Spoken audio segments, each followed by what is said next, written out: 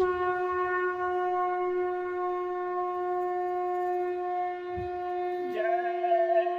गुरुदेव। जय गुरुदेव।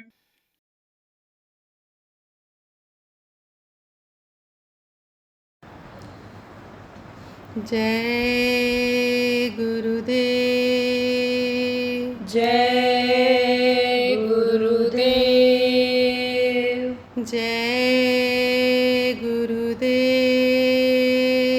जय गुरुदेव।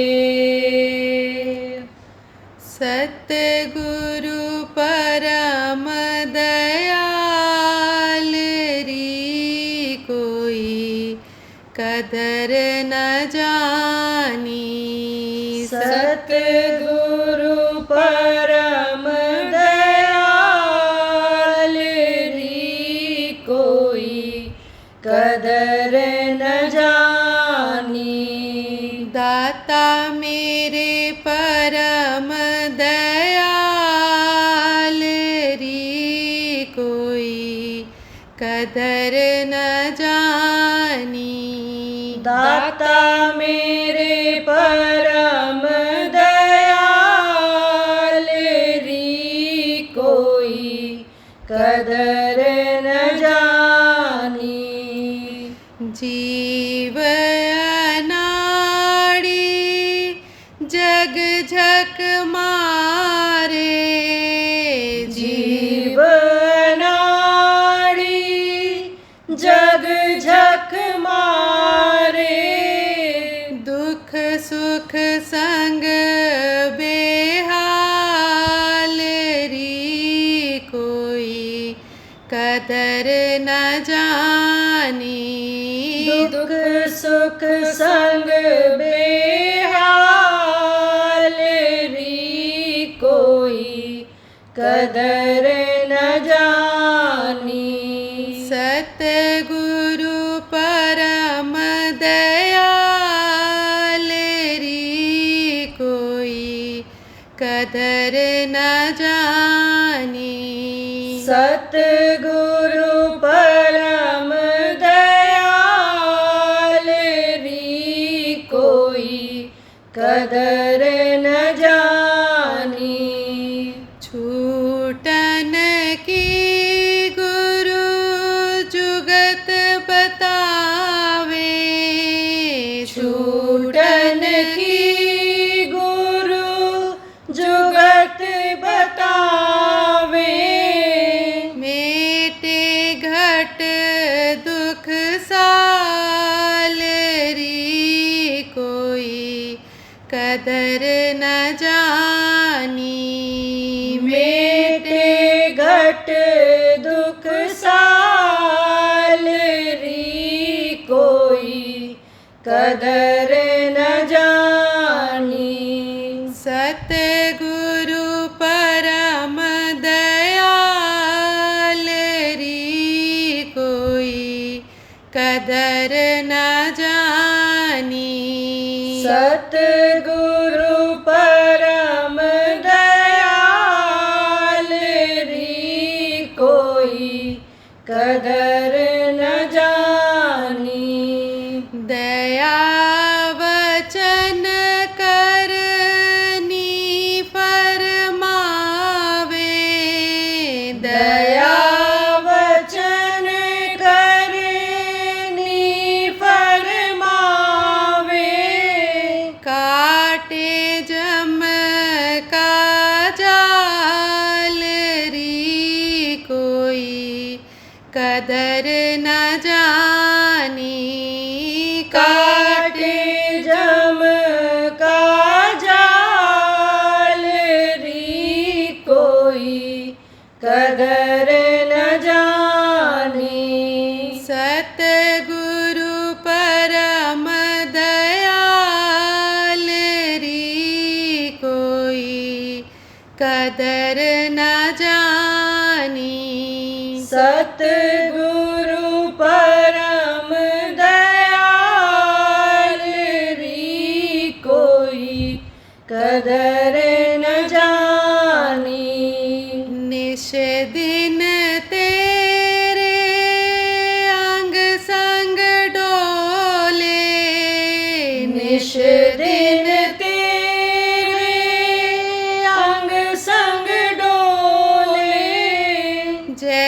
जैसे माँ संग बाल री कोई कदर न जानी। जैसे माँ संग बाल री कोई कदर न जानी। सतगुरु परम दयाल री कोई कदर न जानी। सतगुरु परम दयाल री कोई कदर न जानी। अंत समय जब तेरा आवे, अंत समय जब तेरा आवे, आप होवे रक्षपाल री कोई कदर न जानी। आप होए रक्षपाल री कोई कदर न जानी। सतगुरु परम दयाल री कोई कदर न जानी। सतगुरु परम दयाल री कोई कदर न जानी। घट तेरे में प्रकट करावे, घट तेरे में प्रकट करावे, अपना रूप विशाल री कोई कदर न जानी। अपना रूप विशाल री कोई कदर न जानी। सतगुरु परम दयाल री कोई कदर न जानी। सतगुरु परम दयाल री कोई कदर न जानी। पकड़ चरण तू निज घर चल दे, पकड़ चरण तू निज घर चल दे, हो गई परम निहाल री कोई कदर न जानी। हो गई परम निहाल री कोई कदर न जानी। सतगुरु परम दयाल री कोई कदर न जानी। सतगुरु परम दयाल री कोई कदर न जानी। दाता मेरे परम दयाल री कोई कदर न जानी। दाता मेरे परम दयाल री कोई कदर न जानी। जय गुरुदेव। जय गुरुदेव।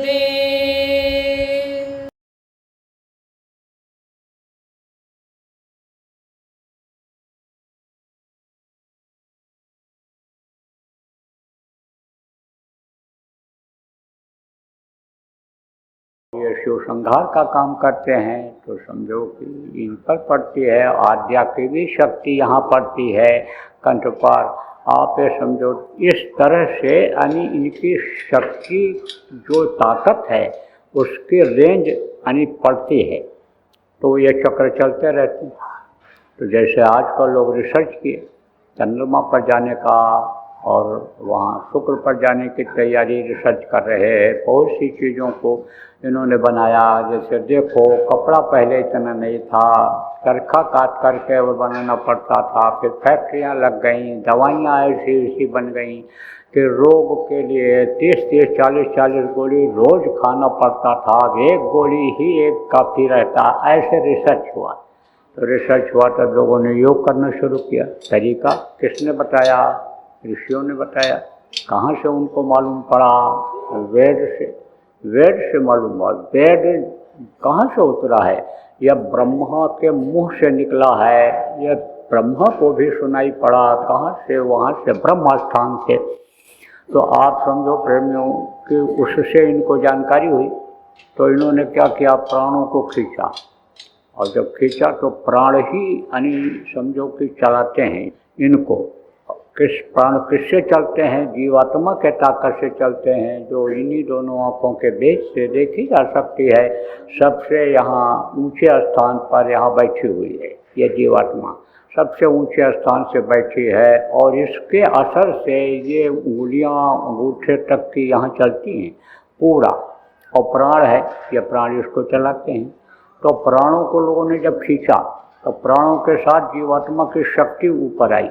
जब ऊपर शक्ति आई तो वो स्थान रुक गया, वो स्थान रुक गया। जैसे खून का दौरा बंद हो जाता है, ऊपर से यहाँ नहीं आता है, और अंगूठे में आपका कांटा चुभ जाए, ठोकर लग जाए तो पता नहीं चलता है, यानी समझो खून का दौरा रुक गया। ऐसे ही जब वो यानी शक्ति खींची और नसें ये रुकी, दौरा रुका, तो वो रुक गई। क्या? वो कमल रुक गया, फूल रुक गया, चक्र रुक गया।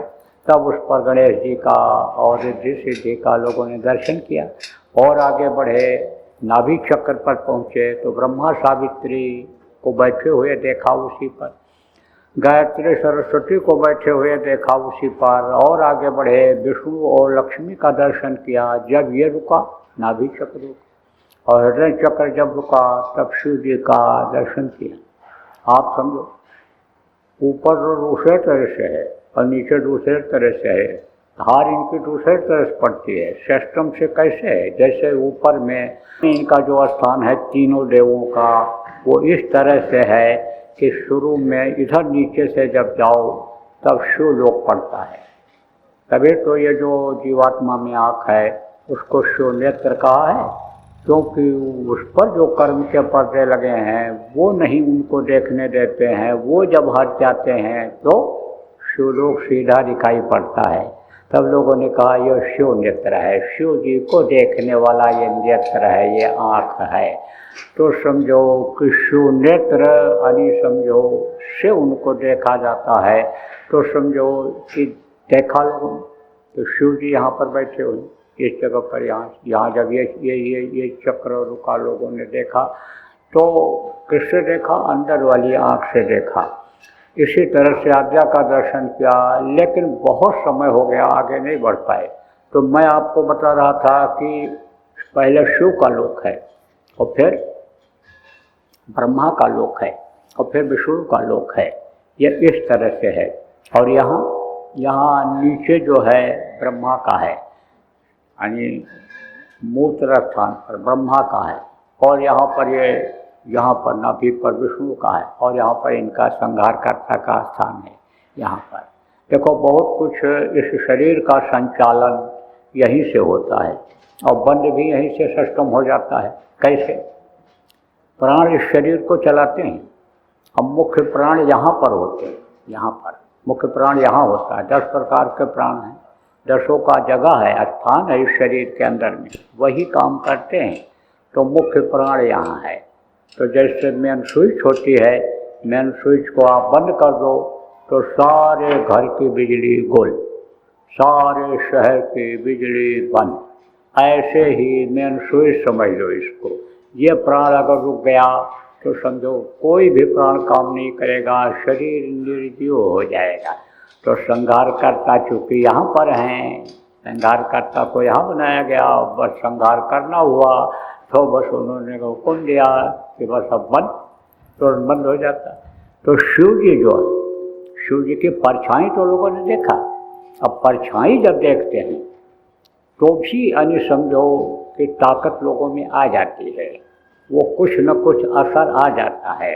देखो प्रेम, किसी आदमी को नहीं देखे हो, आदमी को आप नहीं देखे हो, लेकिन आदमी की कोई तारीफ करे, महिमा गावे, उसके बारे में बतावे और उसका फोटो दिखावे, तो उसके तरफ आपका लगाव हो जाता है, उससे आपका प्रेम हो जाता है।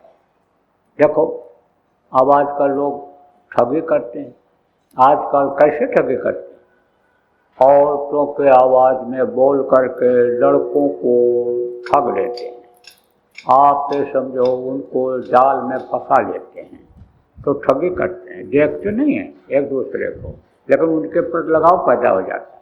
कोई भी बात करने लग जाए, अभी फ़ोन पर एक दिन बात करे और मन लग गया उधर, तो फिर उससे बगैर बात किया मन ही नहीं मानता है, मन बिल्कुल मानता ही नहीं है।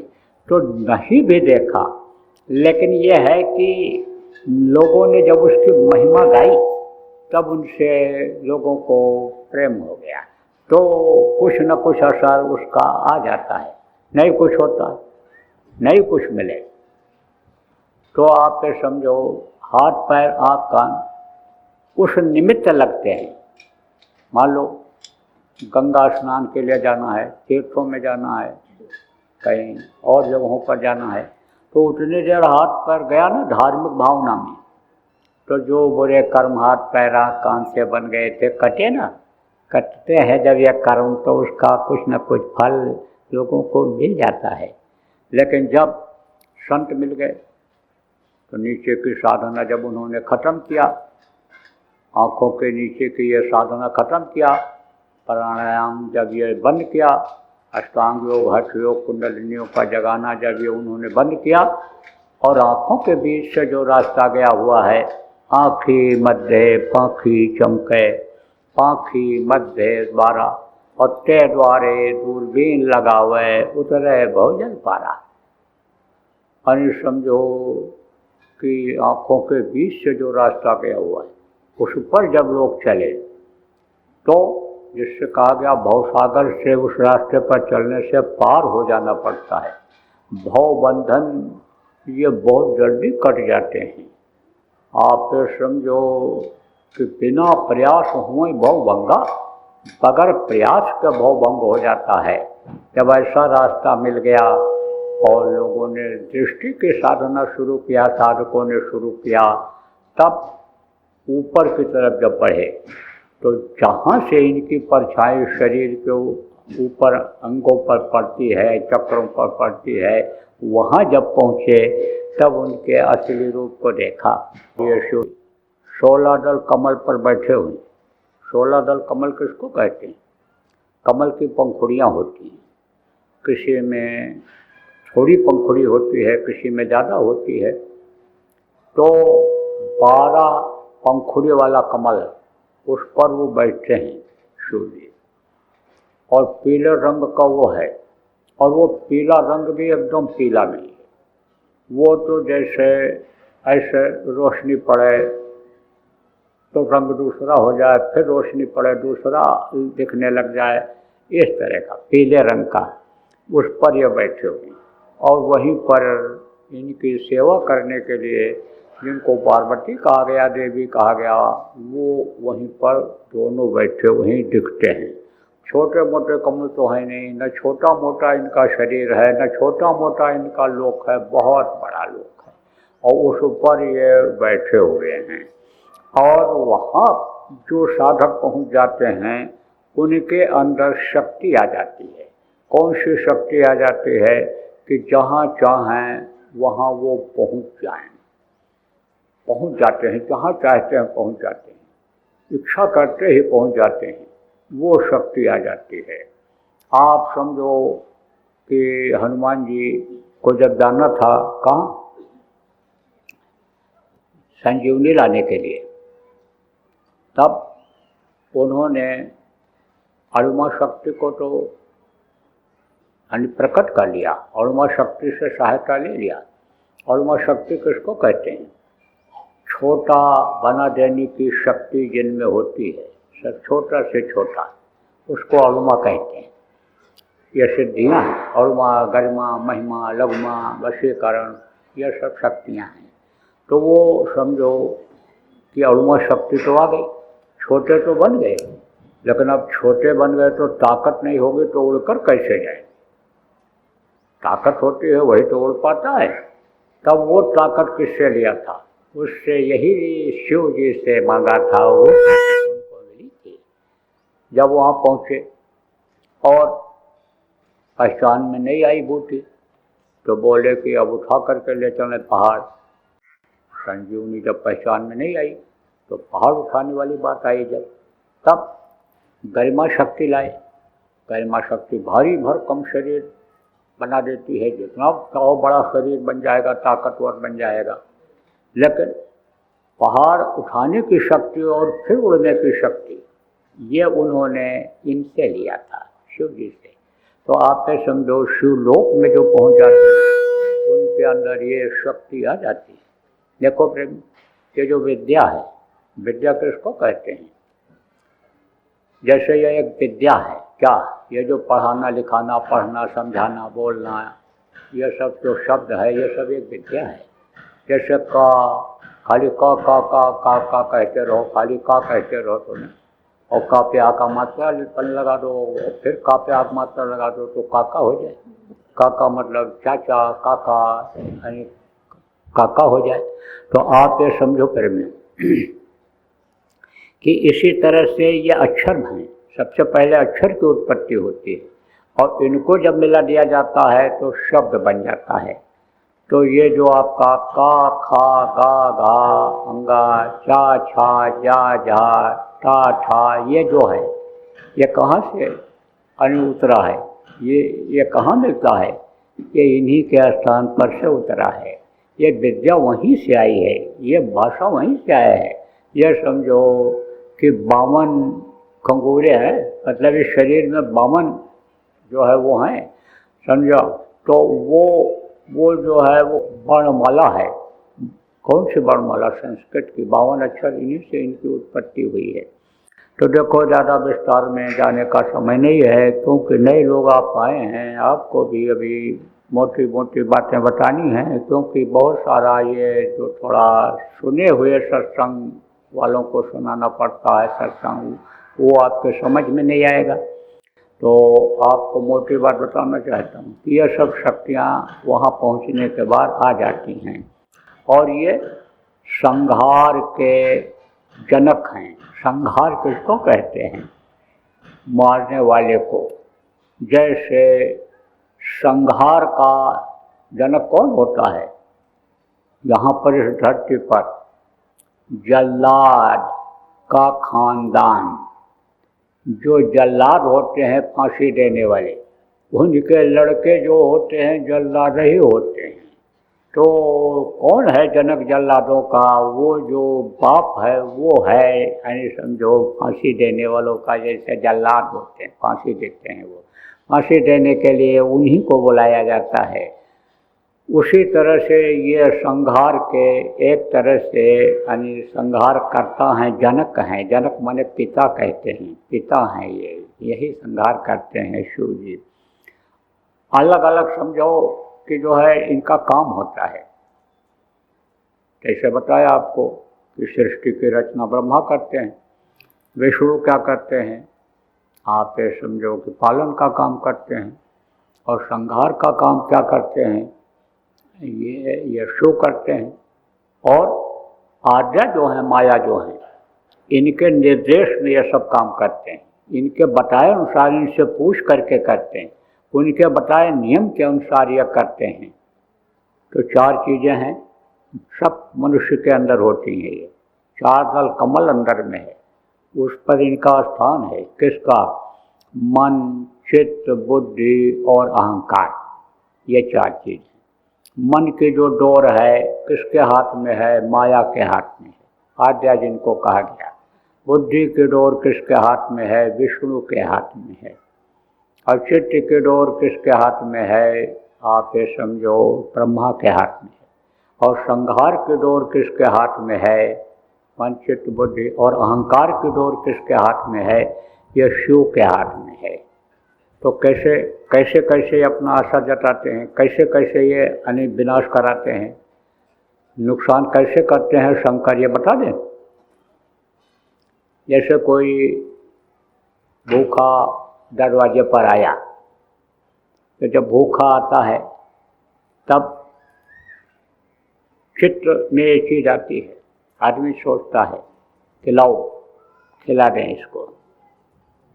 अब वो चित्र से सोचता है खिला दें, फिर आप पे समझो नहीं, माया जो है कहते हैं भूखा को खिला दिया जाए। खिला दिया, खिलाने की इच्छा हुई, ब्रह्मा जो फिर खींचते हैं डोरी। तो चित्त चिंतन करता है कि खिला दें कि न खिलाएं, दें कि न दें इसको। तो फिर विष्णु डोरी खींच देते हैं, विष्णु डोरी खींच देते हैं, खिला दो खिला दो खिला दो। गरीब को खिलाना पूरी है, भूखे को खिलाना पूरी होता है, पूरी बन जाएगा तुम्हारा। फिर समझो कि फिर वो चिंतन करता है, सोचता है कि खिला देना चाहिए कि न खिलाना चाहिए। तब पक्षियों कहते हैं अरे खिला दो कोई बात नहीं, खिलाओ, तुम्हारे पास कोई कमी है? नहीं होगा फिर आ जाएगा। अब उससे क्या हुआ? पूरी बन गया। पूरे और पाप में बांधे रहते हैं, इसीलिए तो संतों ने कहा पूरे पाप जब दोनों न सहे तब पावे ममपुरवा से। तो पूरे और पाप जब दोनों खत्म होगा तब तुम आगे बढ़ोगे, तब उधर जा पाओगे, तब तुम अपने धाम जा पाओगे। नहीं इन्हीं के लोक में फंसते रहो, पूरी का फायदा मिलता रहेगा, स्वर्ग जाओगे, वैकुंठ जाओगे, वहाँ से लौट करके फिर मृत्युलोक में आना पड़ेगा। पूरी छिड़े मृत्युलोक है, मृत्युलोक में ही जन्म लेना पड़ेगा। और पाप हो जाएगा तो नरकों में जाना पड़ेगा, वहाँ गोते खाने पड़ेंगे। संतों ने इसीलिए तो ऐसे समझाया, जीवों को बहुत समझाया। संतों की यह भूमि है, संतों के उपकार का तो बदला कोई नहीं चुका सकता है। तो अब आपको बता रहा था कि पूरी बन गया। और पाप कैसे बनता है? अहंकार से पाप बनता है। कैसे बना? जैसे कोई किसी के यहाँ गया और कोई बढ़िया चीज़ रखी है तो मन कहेगा मौका मिल जाए तो चुरा ले, कीमती चीज़ है चुरा ले। फिर सोचेगा कि चुरावें कि न चुरावें, चुरावें कि न चुरावें। फिर विष्णु जब खींचेंगे तब कहेंगे भाई चुराना ठीक नहीं है, चोरी करना पाप है, चोरी करोगे तो पकड़े जाओगे। तब तक जब देखने लगा, फिर सोचने लगा, चित्त से चिंतन करने लगा कि चुरावें कि न चुरावें, तब तक शिव ने अहंकार पैदा कर दिया। अरे क्या कर लेगा हमारा, देख लेंगे जैसा होगा देखा जाएगा, चलो चुरा लो। चुरा लिया, पाप बन गया। तो कहा ना अहंकार के पिता शिव। अब आप समझो इससे परे जब जाओगे आप, इससे परे की जानकारी जब आपको होगी तब इनका कुछ नहीं चलेगा। और नहीं तो लौट लौट 84 आया, लौट लौट करके 84 में आना पड़ेगा। कीड़ा मकोड़ा सांप गोजर बिच्छू के शरीर में बंद होना पड़ेगा। या मनुष्य शरीर आपका जिस काम के लिए मिला वो काम पूरा नहीं हो पाएगा। किस लिए यह मनुष्य शरीर मिला? इसीलिए मिला कि दोबारा फिर इस दुख के संसार में मृत्युलोक में आना न पड़े। देवता इसीलिए तरसते रहते हैं, नर समान नहीं कौनो देही, जीव चराचर चाचते हैं। इसलिए तरसते रहते हैं कि मनुष्य शरीर पाने पर ही हमको हमारा उद्धार होगा, क्योंकि साधन नाम मोक्ष का द्वारा, मोक्ष का दरवाजा मनुष्य शरीर के अंदर में ही है, इसलिए वो तरसते रहते हैं। तो प्रेमियों, नए पुराने आप सब लोग समझो, नए जो आए हो वो तो समझो, और पुराने लोग याद करो कि यह जो मनुष्य शरीर है यह देव दुर्लभ शरीर है और दोबारा फिर जल्दी मिलने वाला नहीं है। कोटि जन्म जब भटका खाया और यह नर्तन दुर्लभ पाया, करोड़ों जन्मों में भटकने के बाद ये मिला है, और ये कुछ समय के लिए मिला है। और वो समय आपका निकलता चला जा रहा है। ये दिन और रात जो आते हैं ये चूहे की तरह से उम्र को काट करके आपके ख़त्म कर दे रहे हैं। और एक समय ऐसा आएगा जब उम्र ख़त्म हो जाएगी, तब ये शरीर धड़ाम से गिर जाएगा। चाहे रास्ते में रहो, चाहे खेत में रहो, चाहे खलिहान में रहो, चाहे नौकरी की ड्यूटी पर रहो, चाहे दुकान पर बैठे रहो, कहीं भी रहो, ज़मीन में चलो, मोटर गाड़ी में चलो, हवाई जहाज में चलो, जब समय पूरा हो जाएगा तो फौरन ही ऐसे गिर जाएगा, लटक जाएगा। सहारा रहेगा लटक जाएगा, ज़मीन रहेगी तो गिर जाएगा। तब उस समय पर कोई हिंदी, अंग्रेजी, उर्दू, फारसी विद्या दुनिया की काम आने वाली नहीं रहेगी। कितना भी सोना चांदी हीरा मोती जवाहरात इकट्ठा कर लो, कितने भी घर बना लो, कितने भी हित मित्र दोस्त बना लो, लेकिन फिर कोई भी काम नहीं आएंगे। वो तो फिर इंसाफ का समय आ जाएगा। जैसे देखो कानून बना हुआ है कि चोरी मत करो, व्यभिचार मत करो, कत्ल मत करो, हिंसा हत्या मत करो, नियम का पालन करो। अब तुरंत कोई गलती करता है तो उसकी सज़ा तुरंत नहीं मिलती है, लेकिन एक समय ऐसा आता है कि जब मजिस्ट्रेट के सामने जाता है, जज के सामने जाता है, तब उसको सज़ा उसकी भोगनी पड़ती ही है। इसी तरह से कर्मों की सज़ा भोगनी पड़ेगी। तो अगर अच्छे कर्म नहीं बन पाए, अगर समझो कि अपने आत्मा के लिए कुछ काम नहीं किया, शरीर को ही खाने पानी पिलाने में रहे, आराम करने में ही लगे रह गए, तो ये आत्मा को कष्ट झेलना ही पड़ जाएगा। इसलिए इसको बचाओ, इस पर करो दया, या नरकों में न जाने पावे, 84 में न जाने पावे। इस शरीर के रहते रहते आप उस परमात्मा तक इसको पहुंचा दो। अपने घर जो अपना निजी घर है, अपना देश है, जहाँ से यहाँ नीचे उतारे गए, बहुत से घरों में भटकते रहे, बहुत से जातियों में जन्म लिया, पशु पक्षियों में जन्म लिया, तमाम घोंसले बनाए, तमाम ज़मीन के नीचे रहने के लिए जगह बनाए। वो जिसको अपना घर मान करके आप रहते रहे, वो अपना घर नहीं। अपना घर जब पहुँच जाओगे जहाँ अपने पिता परमेश्वर रहते हैं, फिर नीचे उतरना नहीं होगा। फिर ये सारा जन्मने और मरने का कष्ट तकलीफ, ये जो बीमारी है, ये जो लड़ाई झगड़ा है, ये जो टेंशन है, ये जो परेशानियां हैं, ये सब फिर खत्म हो जाए।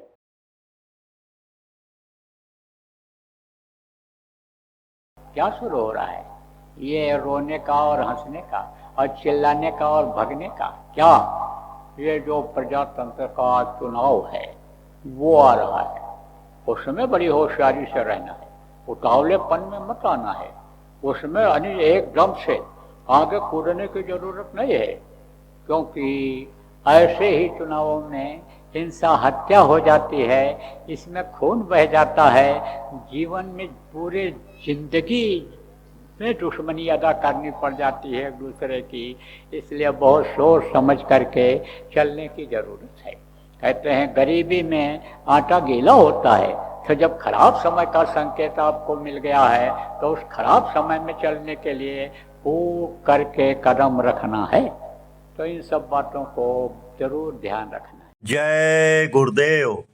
सरकारी व गैर सरकारी अनुदान के लिए बिना सत्संगियों के सहयोग द्वारा जनहित के कार्यों में लगी हुई बाबा जय गुरुदेव धर्म विकास संस्था का मुख्यालय पिंगलेश्वर रेलवे स्टेशन के सामने मक्सी रोड, उज्जैन, मध्य प्रदेश में है। यहाँ पर सत्संग व नामदान का कार्यक्रम होता रहता है। अतः आप श्रोताओं से अनुरोध है कि बाबा उमाकांत जी महाराज के आश्रम उज्जैन एक बार परिवार सहित जरूर पधारिएगा। आपके सुझाव के लिए व्हाट्सएप नंबर 9575600700। जय गुरुदेव।